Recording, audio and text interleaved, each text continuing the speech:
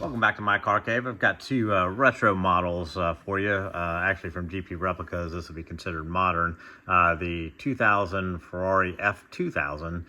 This is specifically the Japanese Grand Prix where Schumacher clinched his first title with Ferrari, his third world title overall. Looks like this piece is number 155 out of 500. Then also from the same season from GP Replicas, we have the Italian Grand Prix. This is the Monza winner from Schumacher as well, and this one looks like it's number 164 out of 500. Let's go ahead and open the boxes, and we'll take a look at the models up close.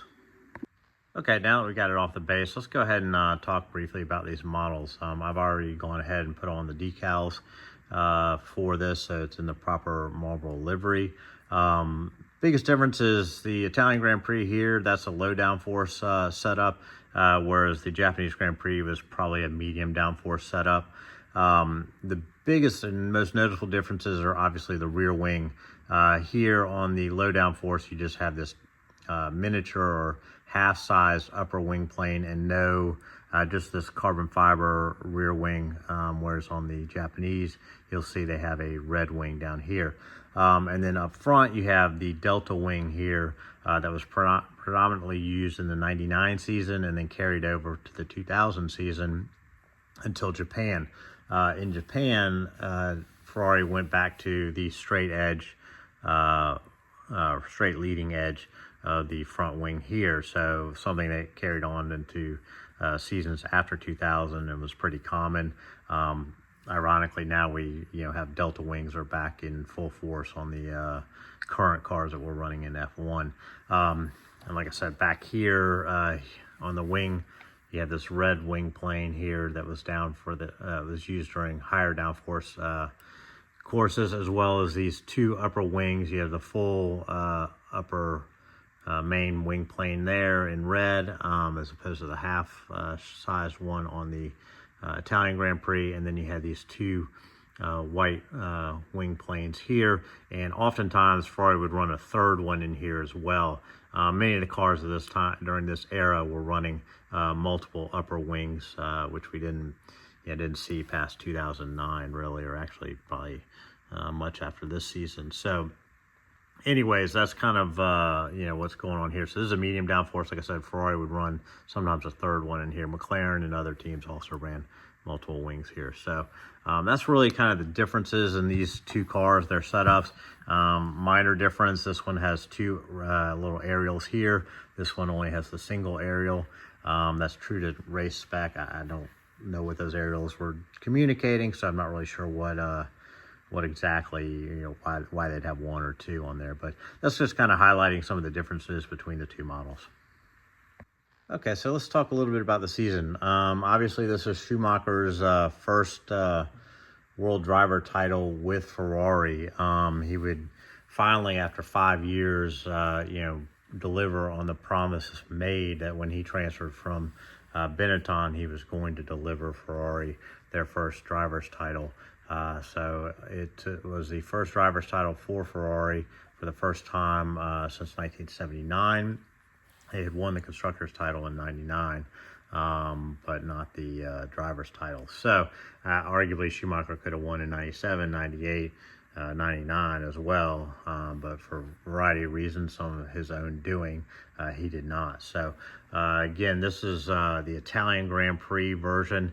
That race was kind of a must-win for Schumacher at that point. He had started off the season strong, winning 3 races in a row before having some difficulties mid-season where I think 4 out of 5 races he DNF'd. He had sandwiched a Canadian Grand Prix win in there. And then the race prior to this was the Belgian Grand Prix where he was completely abused by Mika Hakkinen. Late in the race, he was leading and he had forced Hakkinen off the rode on the long straight towards the back on the previous lap, and then the next lap, both of them came upon Ricardo Zonda dead in the middle of the race, who was probably scared shitless when both both Schumacher and Hakkinen passed him on either side of his car. I believe Hakkinen took the right side and Schumacher to the left. Long story short, Hakkinen got around Schumacher and went on to win the race. And so I'm pretty sure Schumacher felt fairly demoralized at that race as his championship lead had been cut down substantially over the middle part of the season.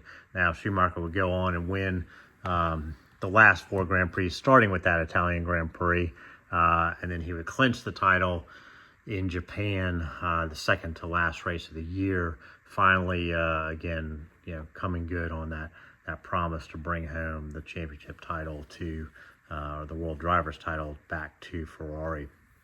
So this one here is the Japanese Grand Prix version, and it's different than obviously the one in the background, which is the Italian Grand Prix low downforce. So anyways, that's, we all kind of know the history of these, of that season. It was a spectacular season as a Ferrari fan. I mean, I still look fondly upon that season. It was an amazing time. I was also much younger, so it was a great time in my life personally. But anyways, yeah, so this is a GP replica resin model. I think it's typical, super high quality. They've sometimes suffered with their modern cars, honestly. Sometimes the scale isn't correct. It's too small. Things just don't always look right. I think they nailed it on this one personally. I think it looks fantastic. I'm super excited to have this high quality model in my collection. At this point, I've had to settle with originally Hot Wheels and then Hot Wheels Elites, and the Elites are not bad, honestly. I did have to put driver figures in them to make them the way I wanted, and I also had to make one with a straight front wing, because all the Hot Wheels ones were the Delta wing, so I had made that for my personal collection, and I enjoyed that. I enjoyed making those models, putting the driver figures in there, and again, the Elite ones are just fine, honestly.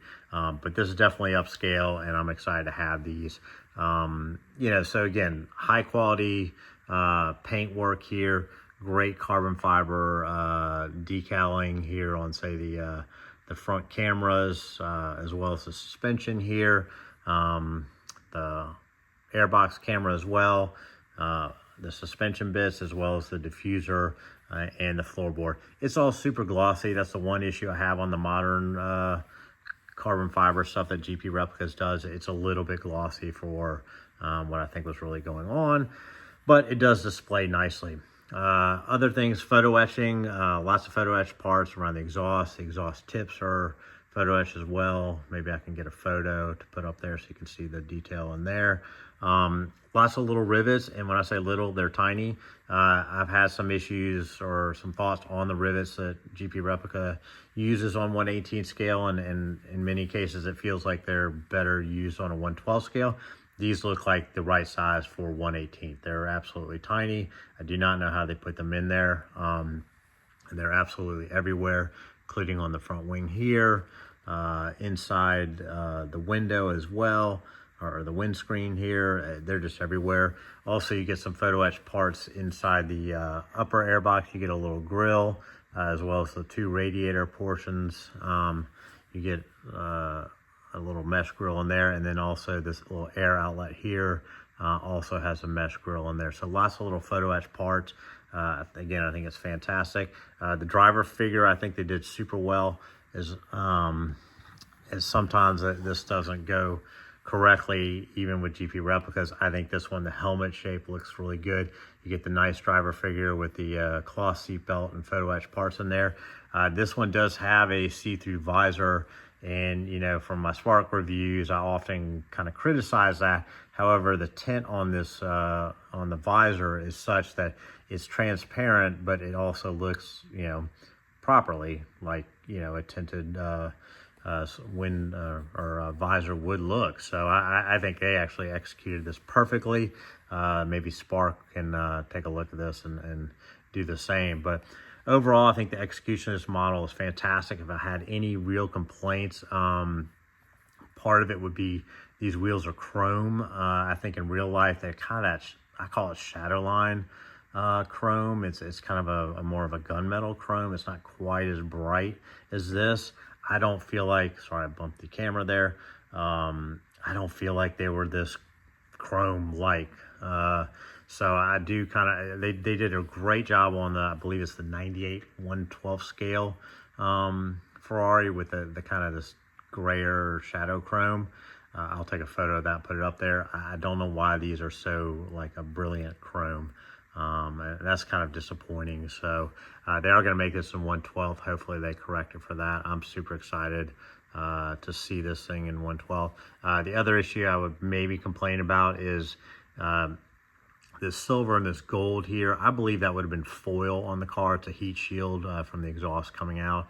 I feel like that should be kind of a foil rather than a metallic paint here. So, you know, I wish they would have made these using some kind of foil application. And then that's really all I can say. I think these are well executed, beautiful models. I wish they would come out with an early season version with the white helmet. That was my preferred helmet from Schumacher. I've had to make my own versions of that. And, you know, I wish they would, you know, he changed his helmet in Monaco, running a, this bright red marble color with the black marble logos with a white outline, and then the next race he changed over to the white marble logo with the black outline that was standard through the rest of his Ferrari career. Anyway, so that's the model there, and we'll go ahead and talk about the decals. So just real briefly, you know, all GP replicas tend to come with decals when the race is suiting that. This was no different. Just wanted to point out something interesting. They provided this little metal template that I think was to help put this decal on. Although I tried to use it, I wasn't totally sure what to do with it. I did find that it sits over this aerial, and I was able to press the decal down lightly. And I'm not sure that's quite what it was for, but it was interesting. I've never seen that before. But I will say, you know, one thing they didn't do was they did not include the rear decal here for the upper wing plane here on the Italian Grand Prix version. It's that thin one. They provide this one on the front one on all the decal sheets, as well as the proper ones to decal the Japanese Grand Prix version. So since I had both models, I was able to actually, you know, obviously use the one that came with this particular car, and then the one from the Japanese Grand Prix, I was able to add on here, which is actually accurate. I found some race shots, specifically of Ruben Barrichello's rear wing after he wrecked and on the first lap of that race, and I verified that is should have been one on both sides. So I'm not sure why GP Replicas did not offer that straight out of the box, but they didn't, so I made the correction myself. But other than that, it was really, really pretty good.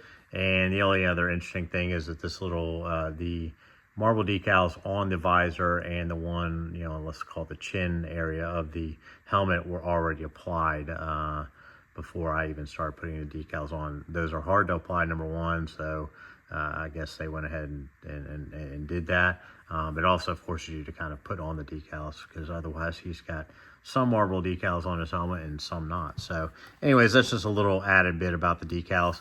Anyways, if you like the video, hit like, hit subscribe. We'll have some more stuff coming soon.